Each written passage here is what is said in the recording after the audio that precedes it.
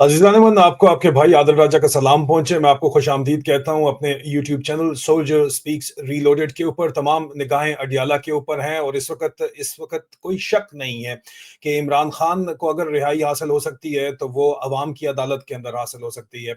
लेकिन ये जो एक थ्योरीज़ प्रेज़ेंट की जा रही थी कि इमरान खान को इस वक़्त कैद रख के ये एक न्यू नॉर्मल क्रिएट करने की कोशिश की जा रही है। न्यू नॉर्मल तो ऑलरेडी क्रिएट हो चुका है। लेकिन इतनी ज़्यादा पब्लिक रिएक्शन एक्सपेक्ट कोई भी नहीं कर रहा था कि वज़ीर आला खैबर पख्तूनख्वा को भी अडियाला पहुँचना पड़ा और बैठना पड़ा, और आज जो इस्लामाबाद हाई कोर्ट की अदालतों के चक्कर लगा रहे हैं, उन अदालतों के चक्कर लगा रहे हैं जिनके जजों को खुद इंसाफ नहीं मिलता। इस्लामाबाद हाई कोर्ट की अदालतों ने के जजेस साहिबान ने सुप्रीम कोर्ट को खत लिखा और पिटिशन दायर की कि 27वीं तरमीम जो है उसको रोका जाए, लेकिन सुप्रीम कोर्ट ने उनकी पिटिशन सुनने तक से इनकार कर दिया। तो जिन जजों को इंसाफ नहीं मिल रहा, वो क्या अदालतें इंसाफ देंगी? और ये बात भी ज़हन के अंदर रखिए कि इमरान खान की रिहाई और अगर इंसाफ मुमकिन है, तो वह अवाम की अदालत के अंदर मुमकिन है। और इसलिए ये जो पब्लिक प्रेशर क्रिएट हुआ है, जिसकी वजह से सोहेल अफरीदी तशरीफ लेके आए हैं अडियाला, तो ये प्रेशर अगर रहेगा और अवाम की अदालत के अंदर अगर जमहूरी तरीके से, पुरअमन तरीके से भी अवाम एहतजाज करेगी, पूरी दुनिया के अंदर मैसेज जाएगा, तो तभी इमरान खान की रिहाई मुमकिन हो पाएगी। लेकिन इस सारी गेम को चलाने वाला पीछे जो है वो आसिम मुनीर है, इसमें कोई शक नहीं है। और ये शख्स इस वक़्त मिलिट्री डिक्टेटर बन के बैठा हुआ है, और इस बंदे का जो गेम प्लान है वो समझना बहुत ज़रूरी है। एक तरफ इसका गेम प्लान है, दूसरी तरफ इमरान खान को कैद में क्यों रखा हुआ है और इतनी कन्फ्यूजन क्यों है? बैनुल-अक़वामी प्रेशर जो है वो हो रहा है, डेवलप हो रहा है। नवाज़ शरीफ के अपने बयान जो हैं वो आ रहे हैं, वो अपनी गेम करने की कोशिश कर रहा है। उसको मैं सेपरेट प्रोग्राम के अंदर एड्रेस करूँगा कि वो उसको क्या लाल बत्ती दिखाई गई है या वो दिखाना चाह रहा है, उसके ऊपर मेरे पास इन्फॉर्मेशन बड़ी वैलिड पहुँची हुई है। उस पे मैं अलग बात करना चाहूंगा। लेकिन यहाँ पे इस वक्त जर्नैलों के अपने अंदर लड़ाइयां हो रही हैं खान के खौफ से, और हर कोई अपनी 1.5 इंच की मस्जिद तो बना ही रहा है साथ साथ, लेकिन हर कोई अपनी गेम प्लान के अंदर है कि वो अपना फायदा उठाए और निकले अगर किसी वक्त फौरी तौर के ऊपर निकलना पड़ जाए, क्योंकि अनसर्टेनिटी है, गैर यकीनी है। लेकिन क्या ये गैर यकीनी सूरत हाल जो है ये खुद है, ये मामला आप बिगड़ा हुआ है या इसको बिगाड़ा गया है?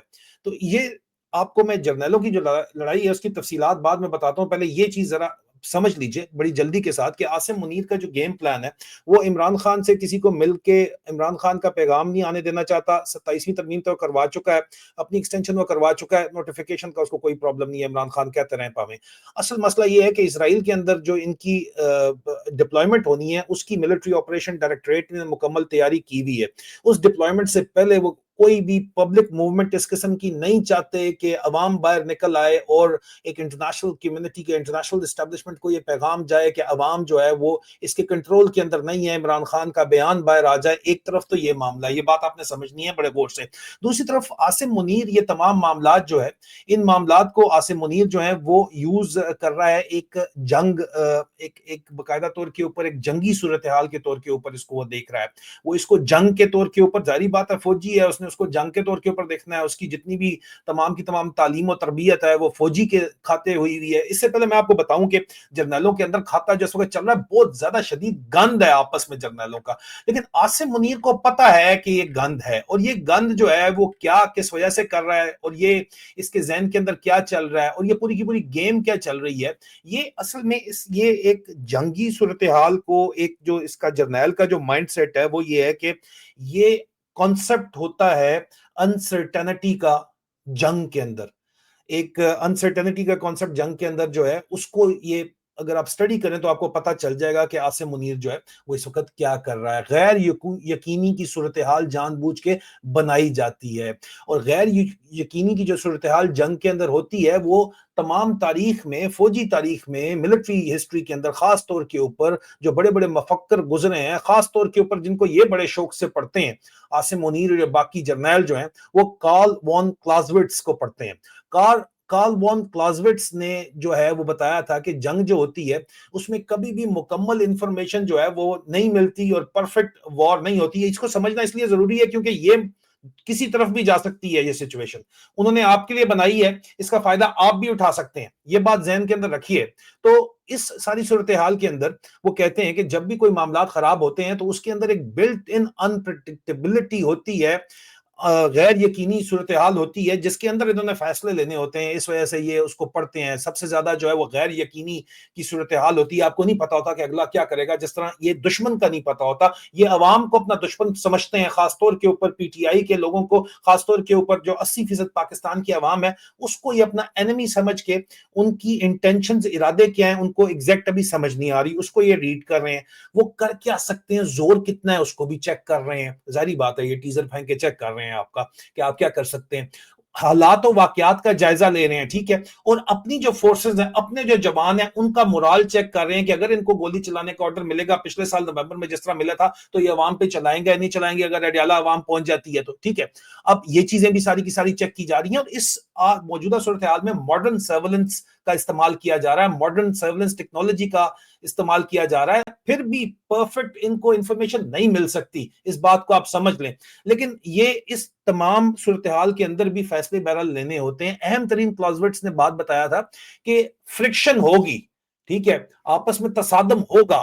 तसादम अब और गैर यकीनी सूरत हाल कुछ भी हो सकता है, तूफान आ गया, बारिश आ गई, सैलाब आ गया, कोई इनके इक्विपमेंट ब्रेक डाउन हो गया है, इनका कम्युनिकेशन फेल हो गया है, इंसानी गलती इनसे हो गई है, कोई चांस इवेंट ऐसा होता है कि अवाम निकल आती है, इनको समझ नहीं आता, तो तसादम हो सकता है, उसको भी इनको स्टडी करना पड़ता है। और सबसे बड़ा इसके अंदर जो ये चीज देख रहे हैं वो इंसानी रद्द अमल और जज्बात को इस वक्त स्टडी कर रहे हैं। अगर आप लोग घर बैठे रहेंगे तो ठीक है, अडियाला आप नहीं जाएंगे, इमरान खान के हक में पुरअमन एहतजाज नहीं करेंगे, आवाज नहीं उठाएंगे, तो वो कहेंगे ठीक है ये काम चल सकता है, इसको चला लो, ठीक है। इसलिए इंसानी जो इसके अंदर फैक्टर्स हैं, ह्यूमन जो फैक्टर्स हैं, उसमें मेजर खौफ कितना है आप लोगों के अंदर वो जज कर रहे हैं। मोराल आप में कितना है, इनकी अपनी फोर्सेस में आसिम मुनीर की कितना है, कितना थक गए हैं लोग, वो ये चेक कर रहा है, ठीक है। और स्ट्रेस इन्फ्लुएंस जजमेंट वो करना चाहता है, देखना चाहता है, फिर वो अगला अपनी गेम डालेगा। 10 साल इसने प्लान डालना है और किसको किस जगह के ऊपर इसने रखना है, इसका अपना एक जाती प्लान पूरे का पूरा मौजूद है।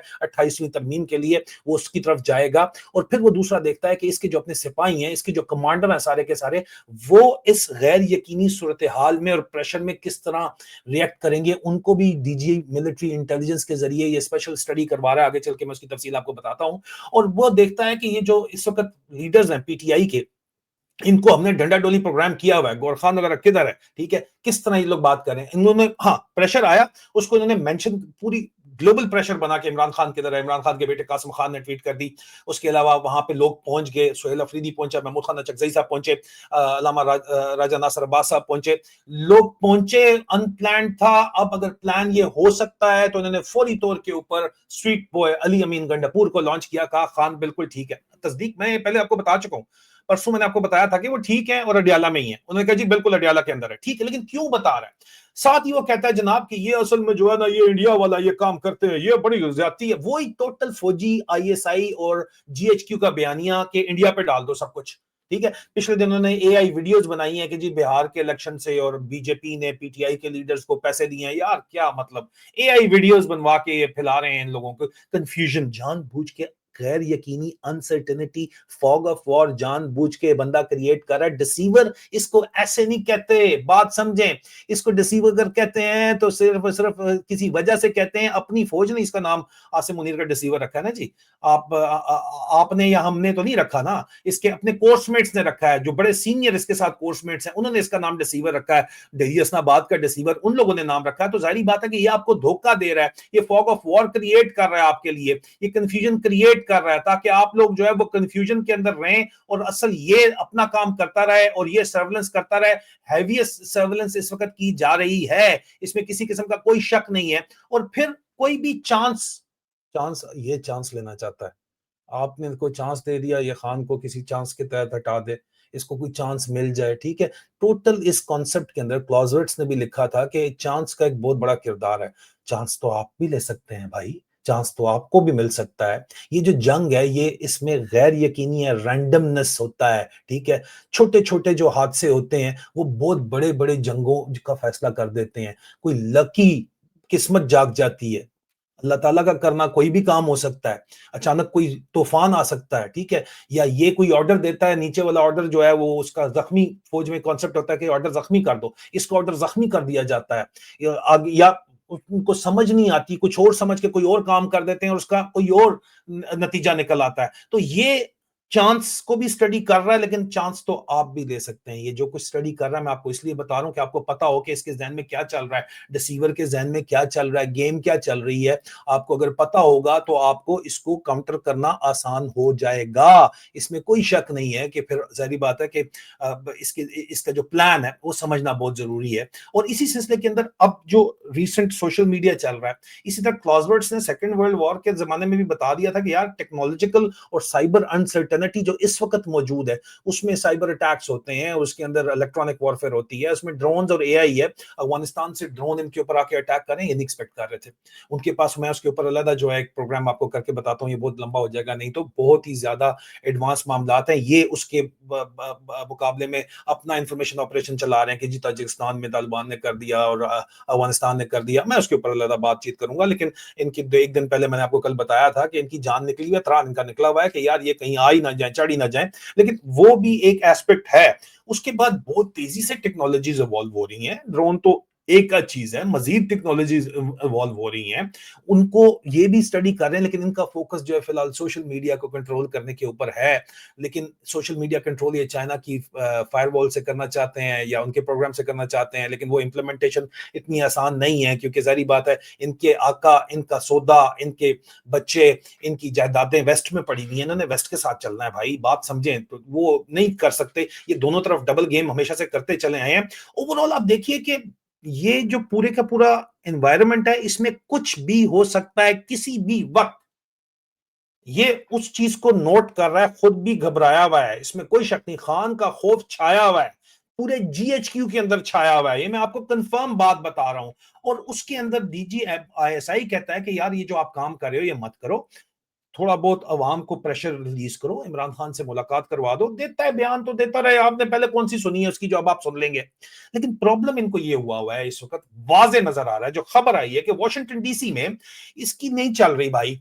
वॉशिंगटन डीसी ने इसको कख कुछ नहीं दिया, ठीक है। अगर इसको कख कुछ नहीं मिला वॉशिंगटन डीसी के अंदर, ठीक है, तो इसका मतलब क्या हुआ? इसका मतलब ये है कि सुक्का सुक्का पैसे ये लगा रहे हैं, वो कुछ नहीं इनको दे रहे हैं, ठीक है। ये कंफर्म बात है डीसी के अंदर। तो अब अगर थोड़ी बहुत भी ग्राउंड पे मूवमेंट होती है तो डीसी से मजीद प्रेशर आएगा। तो ये यहां डरा हुआ है कि यार डीसी से प्रेशर आएगा, इसराइल फौज भेजनी है, वहां से डॉलर आएंगे तो फौज खुश होगी, डॉलर खोर फौज जो हमारी जो बनाई हुई है, इनको बेनिफिट मिलेंगे इन काइंड, इनको डॉलर की तनख्वाहें मिलेंगी। और अगर लगेगा कि इसराइल पैसे भी ज्यादा नहीं देने दे रहा, डॉलर 10,000 हमने मांगे हैं, 100 डॉलर कह रहे हैं, $1,000 के ऊपर तो बात ही नहीं बनती, कुछ हमने भी कमाना है, उसके अंदर हमारा शेयर भी है। तो इससे पहले मैंने ग्राउंड पे अपना कंट्रोल दिखाना है। डीजीआईएसआई इसके ऊपर मुत्तफिक नहीं है, लेकिन इसका ये मतलब नहीं कि डीजीआईएसआई कुछ कर सकता है। वो भी चपरासी बन के बैठा हुआ है, जनरल नासिर मलिक। डीजीआईएसआई की गेम ये है कि उसको कंट्रोल करने के लिए डीजीएमआई मेजर जनरल वाजिद अजीज उसके पीछे पड़ा हुआ है, और इन दोनों की आपस के अंदर पंजे आजमाई हुई है। वाजिद अजीज की एक्सटेंशन से खुश है, वो चाहता है कि ये इसकी एक्सटेंशन की वजह से अगले साल उसकी प्रमोशन है, तो वो डीजीआईएसआई खुद जाके बैठना चाहता है। वो आपस में लड़ रहे हैं, और लड़ाई इनकी इस किस्म की गंदी हो रही है कि यार कहते हैं गंद मचा हुआ है, इतनी इनकी गंदी लड़ाई हो रही है आपस के अंदर।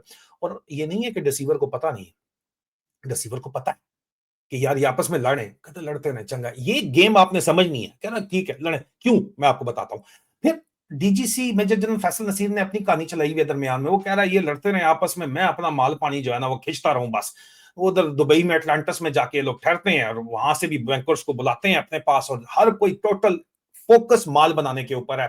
उधर डच स्क्वाड का हेड शफीक मिंगल, वो और इसके साथ मिलके पाकिस्तान मिलिट्री नॉर्को एम्पायर चल रही है। और कौन चला रहा है? ये बलोचिस्तान से यही है वो क्या आया फैसल नसीर, उसको है कि यार ठीक है डीजीआईएसआई लगा हुआ है, मेरा बॉस वो है, और डीजीएमआई आपस में जो है ना वो डगर्स ड्रॉन है, ये अगली गेम चली हुई है। मैं अपनी कहानी डालता जाऊं, कौन जीता है तेरे जुल्फ के सर होने तक, उसकी वैसे भी बोर्ड जो है वो आगे डेफर कर दिया गया है अगले साल। तो वो कहता है ठीक है भाई अपने गेम बनाओ यहाँ पे अभी बस, ठीक है। मेजर जनरल जो होता है अगर वो प्रमोट लेफ्टिनेंट जनरल ना हो तो 60 साल की उम्र में रिटायर होता है। 60 साल तक जो कपना है कप लो, हर कोई अपनी गेम के अंदर चला हुआ है, ठीक है।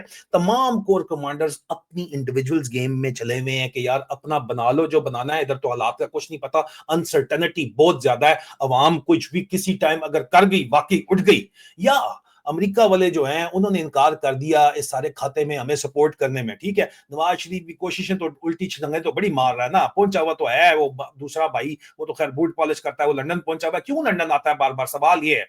उस प्राइवेट जेट में पाकिस्तान एयरफोर्स के बक्सों में क्या होता है, सवाल ये है, उसके ऊपर भी बात करेंगे। लेकिन इस वक्त ये सारे जर्नैल भी अपनी गेम के अंदर लगे हुए हैं, कोर कमांडर्स भी अपनी गेम के अंदर लगे हुए हैं, और मुनीरा मिस्त्री भी अपनी गेम के अंदर लगा हुआ है। मिस्त्री कहता है मैं अपनी कहानी करूं, लेकिन उसको पता है ये सारे आपस के अंदर लगे हुए हैं, ठीक है।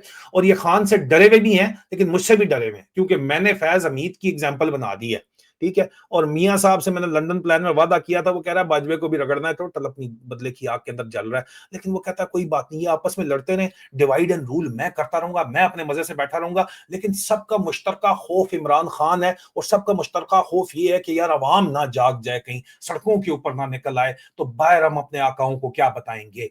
This is the actual situation. इसलिए बहुत जरूरी है कि पुरअमन जमहूरी एहतजाज आपका हक है, उसको आप इस्तेमाल करें। इमरान खान की रिहाई का फैसला जो है वो अदालतों में, अवाम की अदालत के अंदर ही होने जा रहा है, उस वहीं पे होगा और कहीं नहीं होगा। इस बात को जहन के अंदर रखिए।